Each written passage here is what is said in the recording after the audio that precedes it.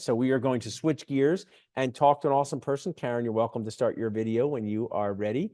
I'm going to talk to someone who helps dentists find the right fit in their jobs, helps dentists across the country. DCA is a group that has over 250 associates. Do I need to do something for Karen? I don't know. It says that I can't start my video. Let me see.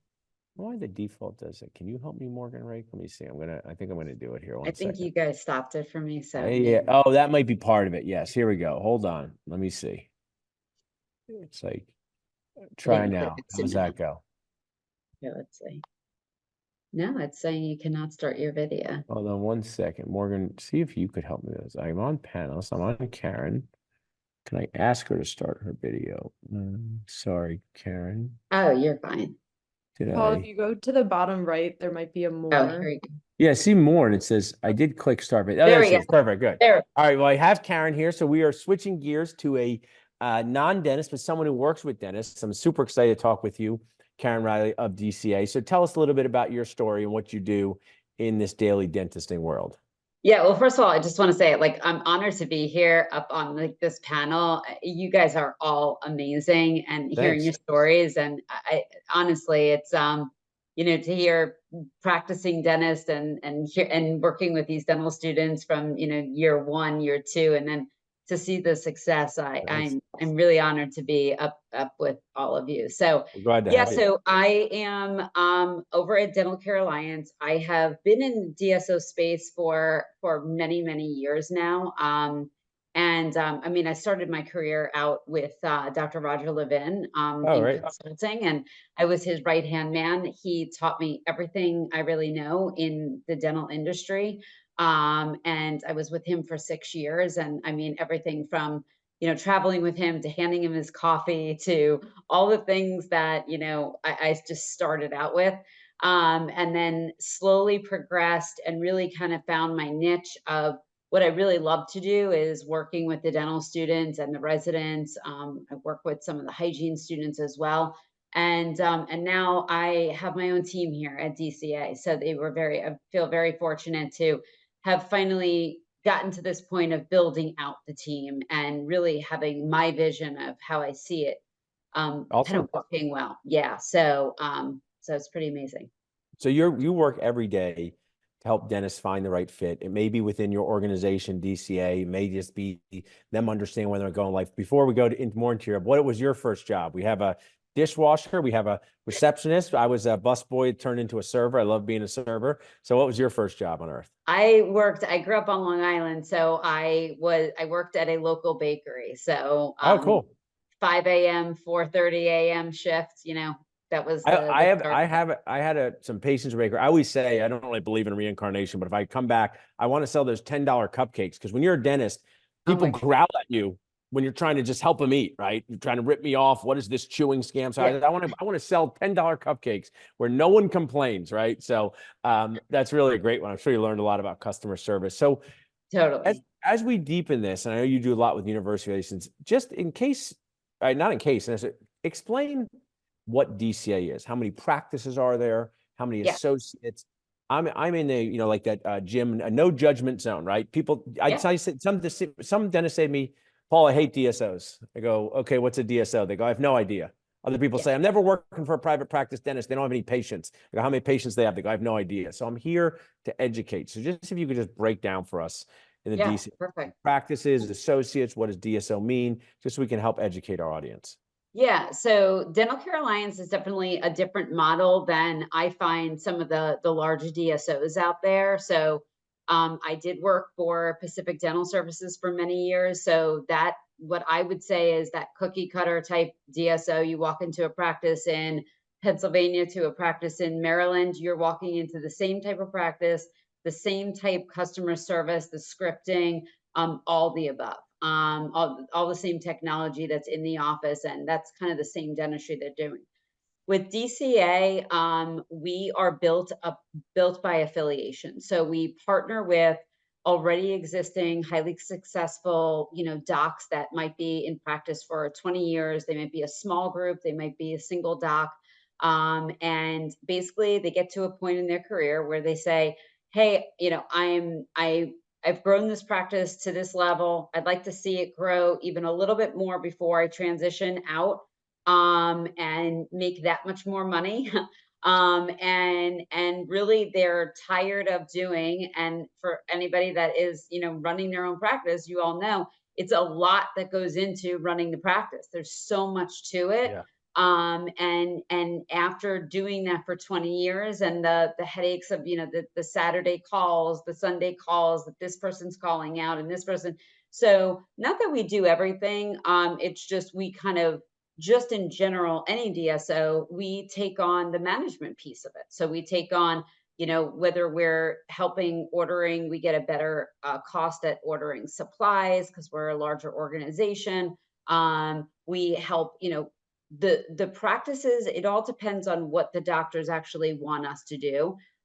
If they need help marketing better in their practices, if they And need I'll more interject, Karen. patients. Yeah, One of my mentors, someone I respect, Dr. Stephen Rasner, partnered with your group, and I interviewed yeah, him. And it's really just because not every practice can be transitioned to a private practice buyer due to its totally. size, due to its complexity. I mean, when someone buys a practice traditionally, it's important that they can replicate the services of the previous dentist who's selling it. And then there are some dentists that are just so unique in what they do, both clinically and patient communication wise. And now you educate on this, but you are now on the, I don't want to say the other side, but you're helping fill positions from people out of dental school, people out of residency. Are these positions that are part from growth, sometimes retirement of the dentist that have been purchased, a combination of both? Is that where these openings are coming from in DCA? Yeah, combination of both. I mean, honestly, we have a really large mentorship and training program that we are looking to bring in these young associates in. And we have a real bunch of senior docs that are encouraging and really want to make sure that they're training up the associates correctly. And making sure that they're providing the mentorship and training that they really need. If they choose not to go on to the residency program, if they have some, they don't have the ability to do that and they need to get right into practicing, we have a lot of senior docs that are looking at kind of running their own mentorship and training program, just as if like a Well, I residency mean, program. I'm one of my mottos at Dental Notches is just be nice, which is, hey, if a dentist posts a picture of a filling and you would have done a crown, don't call him the worst dentist on the planet. That's, just be nice. But just be real is, and as someone who's a huge fan of residency programs in a multi-year, there's not nearly enough residency programs to fulfill the needs of all the graduates. So Totally. now, what would you say to avoid? And if someone has any questions, please put it in the chat. I'm glad to bring them up, or the Q&A. But we want to help people avoid mistakes. And you're talking to people in dental schools and you're talking to people in residencies. So just in an evergreen way, what are some tips you would give them as someone who's hiring dentists consistently to avoid messing up their first job? Yeah, I kind of liked everybody's kind of answers kind of combined. I mean, I think staying humble, being willing to learn, and being willing to be trained and kind of mentored. You don't always have to go along with the process of how how a dentist wants to do things, but knowing that you can lean on somebody to be mentored, to be trained, and just be adaptable. I know we get a lot of students that are like very, very specific on like location. They want to be in the specific location. I think flexibility is another big Yeah. one. Dr. Patel was saying, he knew he wanted to be out of like a larger city where there was an airport, but like at the same time, being understanding that it might be a little bit more of a location that you might have to drive a little bit, you might Yeah. have to commute your first couple of years. I think it's really just keeping an open mind and definitely getting in there and ready to work.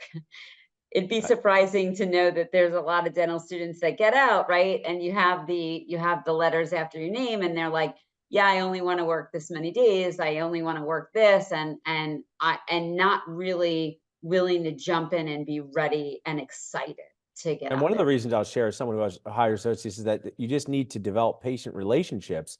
And to develop patient relationships, you often have to be there when maybe the other Huge. dentist can't see those patients. And it doesn't mean you have to be there on Sundays, but it might be that, see emergencies, see new patients, develop those relationships. And, a story I can share with you is that one of our original Job Connect clients, Dr. Jordan Souders, as a dentist, he was a D4. He said, I'll move anywhere. I want the best job, best mentorship, most opportunity to make a good income. And he moved to the middle of Illinois. He makes over $250,000 a year. He gets to do digital dentistry and place implants because he went to a place that had need for him, brought his child. They might live there forever. And that's his journey, right? Treatment plan your own happiness. But I think geographic flexibility, if it fits into your life, can, I mean, you do this every day. There's some pretty amazing opportunities if you are geographically flexible. Is that accurate? Absolutely. Yeah. Yeah. Yeah. So I've asked the panelists, Karen, this, and you didn't go to dental school. You're a normal person. You didn't go to dental school. That was normal of you. We went to school to be professionally weird, but you work with us by choice. So maybe, I don't know, you could be just as weird. But what do you wish someone told you sooner? And this could be about professionalism. It could be about making decisions, mentorship. Just, hey, I wish this person crossed paths with me sooner and told me this. I'm gonna go off of, I think it's Dr. Is it Janetti? Yes. I wish that I would give myself some grace and give myself an understanding, give myself some patience. Like, I am one of these people that like has to do it and has to do it to the 100% and is always going.